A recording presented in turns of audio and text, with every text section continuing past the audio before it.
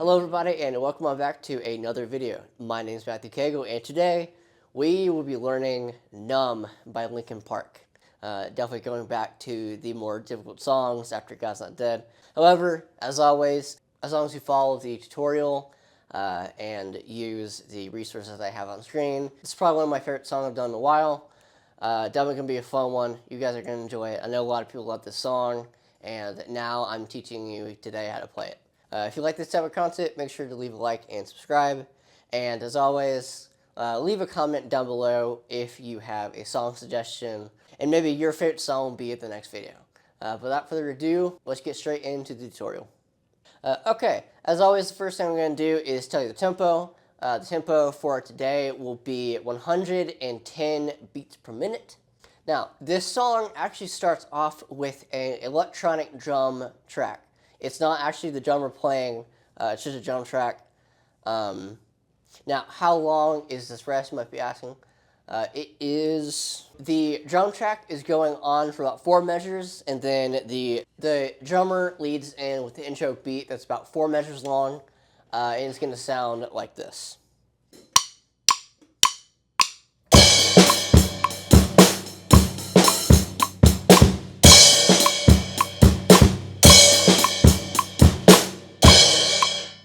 So a couple key takeaways there. The first snare drum hit of each measure is on the of 1.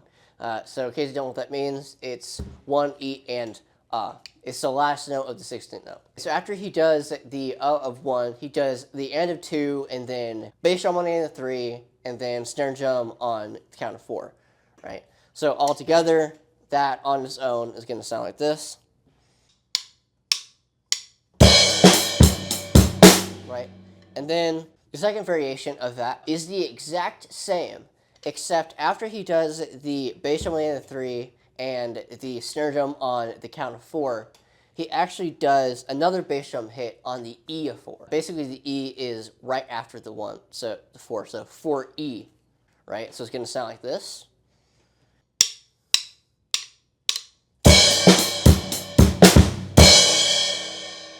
Okay, now that I taught you those 2 variations, that pattern is going to show up multiple other times throughout the entire song.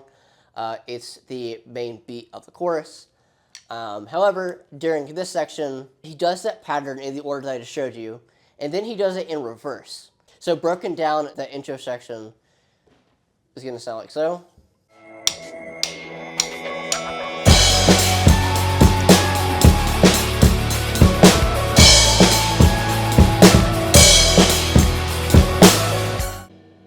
Gonna sound like that. And then after he does that 4 measures that I just showed you, he leads into the first verse of the song, right? Now the first verse of the song is gonna sound like this.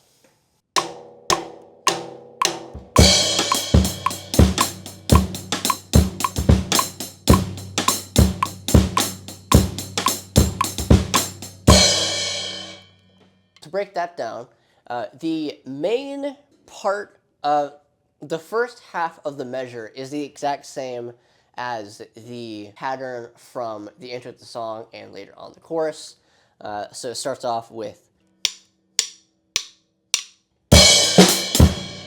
but instead of the and of 3 and the count of 4, he actually does 2 bass drum hits on the E and the and of 3. Right? So broken down, that part of the measure is going to sound like this. So 1 E and 1 E and. So that is that whole measure broken down. He repeats this pattern 7 times into the chorus. That whole measure altogether is going to, once again, it's going to sound like this.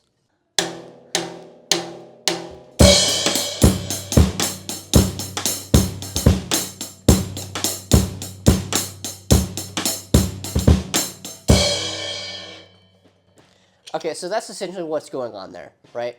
So the first measure of the pattern is the exact same as the intro and later on the chorus, and then the second half of the pattern for the verse is what I just taught you a couple of seconds ago, right?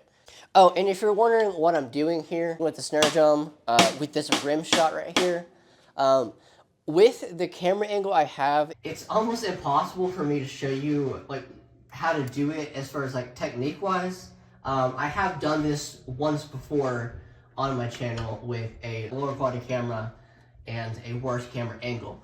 So I'm going to try to explain it to you best I can. Basically, yeah, you want to hold your stick like this, and then I'm going to do it right out here so you can actually see it. You want to lay it down on the rim and pick up with your wrist only, okay? You want to do that. But most drummers have it like this on the side, so I'm going to do it right now. Now, that was probably not the greatest explanation in the world, but with the resources that I have, that is the best way that I can show that to you on screen. However, what I will do is I will leave in the description below a full tutorial to that specific stick technique. You can check out if you want. However, let's move on to actually playing the first verse.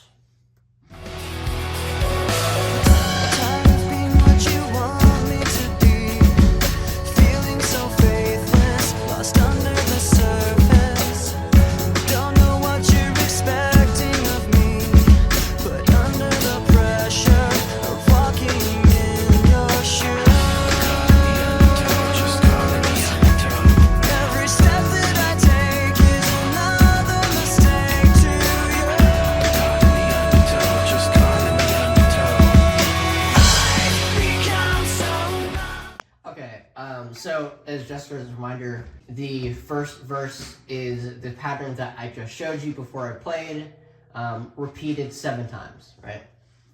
Now let's move on to the chorus. Now, the chorus is the exact same beat that I taught you at the beginning of the song, right? So it's...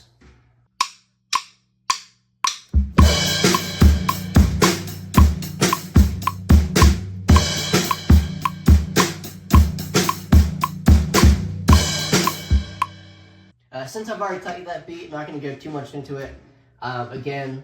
However, a couple of key things to take away here is the pattern is repeated 4 times throughout the main chorus, and on the 4th time, instead of doing this,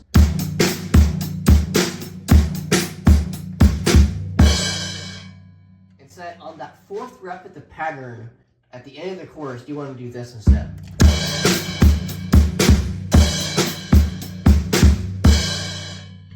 Want to repeat the last part of the pattern twice, right? And then leading out of the chorus, you want to do this.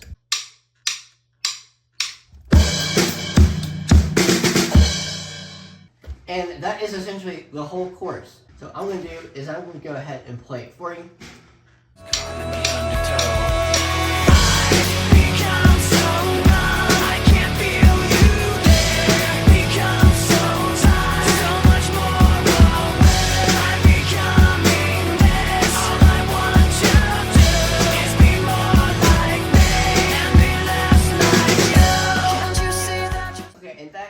The first chorus done. Pretty simple, right?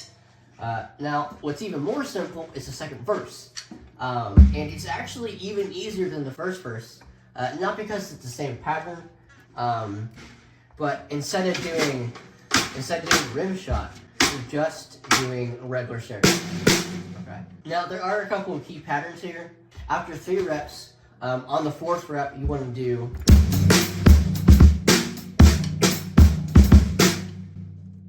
You want to do that twice in a row. On the second rep of it, we want to do this. Okay. So that first half of the verse is going to sound like this.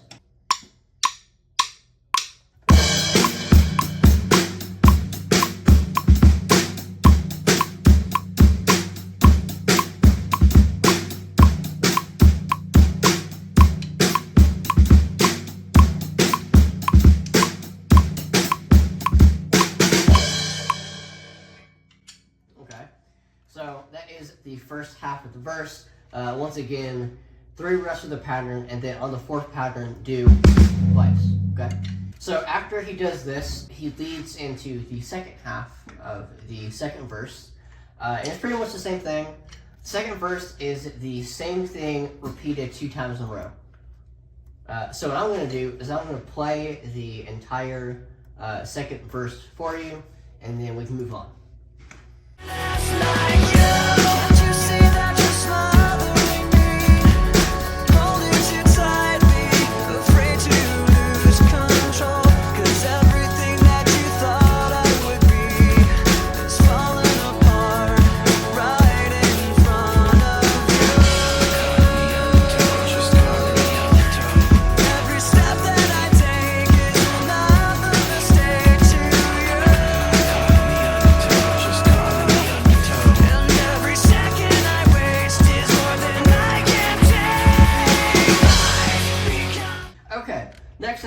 song is the second chorus, predictably. So the second chorus, predictably, is the exact same length and the exact same pattern as the first chorus, the exact same length and the exact same pattern.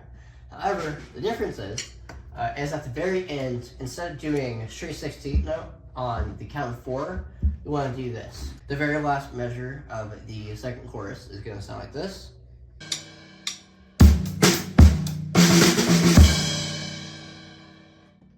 And that's pretty much the only new thing going on with the second chorus. So let's play it with the song.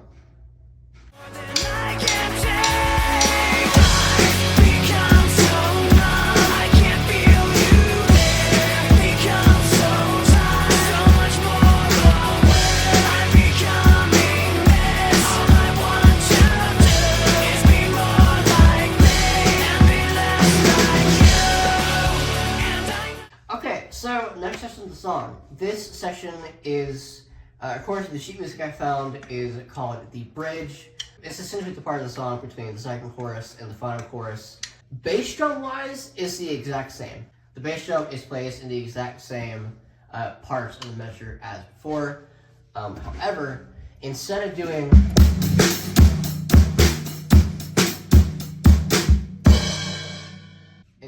it's this.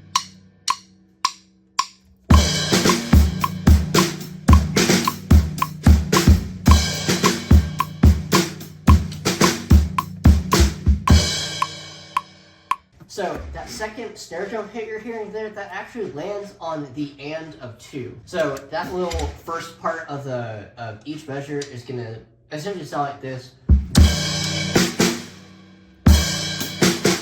So that replaces every snare hit on the 1. How long do you repeat this for? Okay, so you repeat the pattern of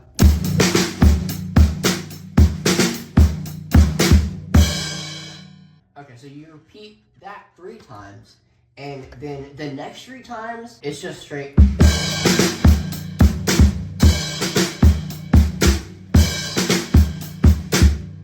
It's just that 3 times in a row.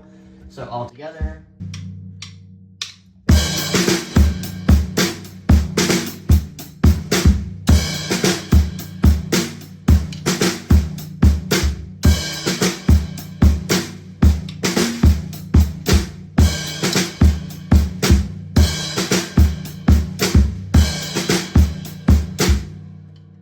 That's essentially what you want for that entire section of the song.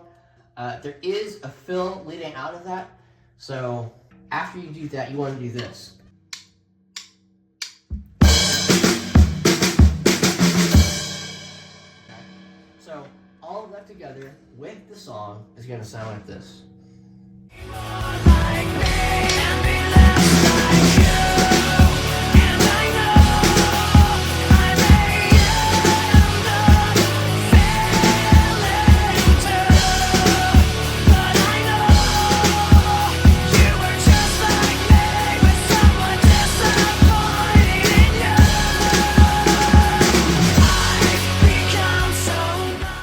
So that is the bridge section of the song finished, and now we can move on to the third and final chorus of the song, which is just essentially the exact same as the rest of the song with, 3 reps of the pattern that we've known from the beginning of the song, and then on the 4th fret do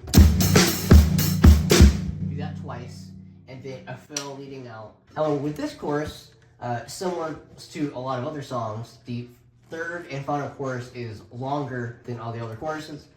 Essentially, you want to repeat the same length of one chorus 3 times. You're essentially repeating the pattern.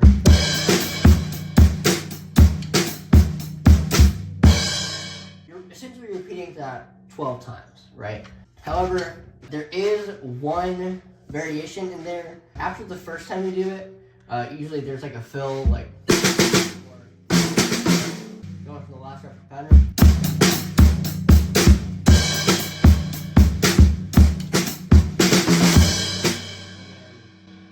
That same length, but without the fill 2 times over. So I know that was a little bit of a complicated explanation, but what I'm going to do is I'm just going to play that section of the song for you, and you'll see what I mean.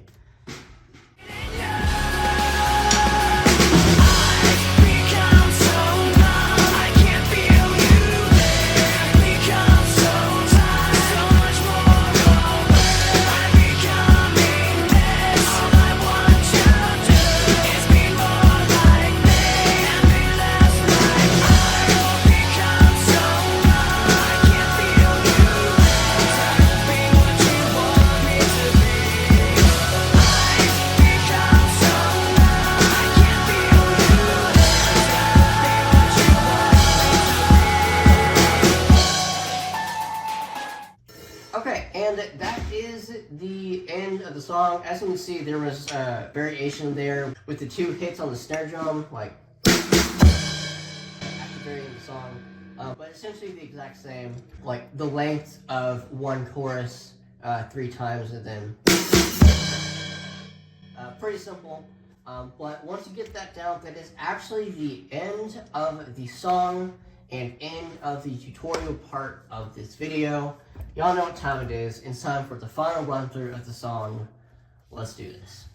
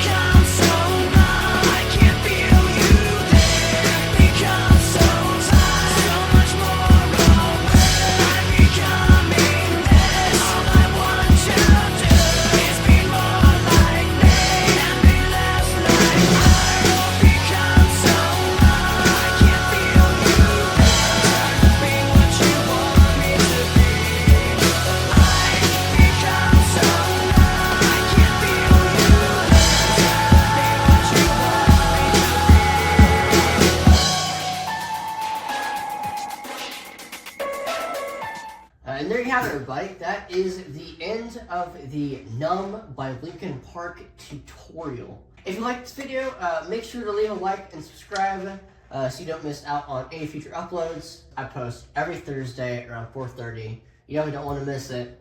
And if you would like to leave a song suggestion in the comments down below, maybe your favorite song will be next on the channel. But with all that being said, I will see all of you next week.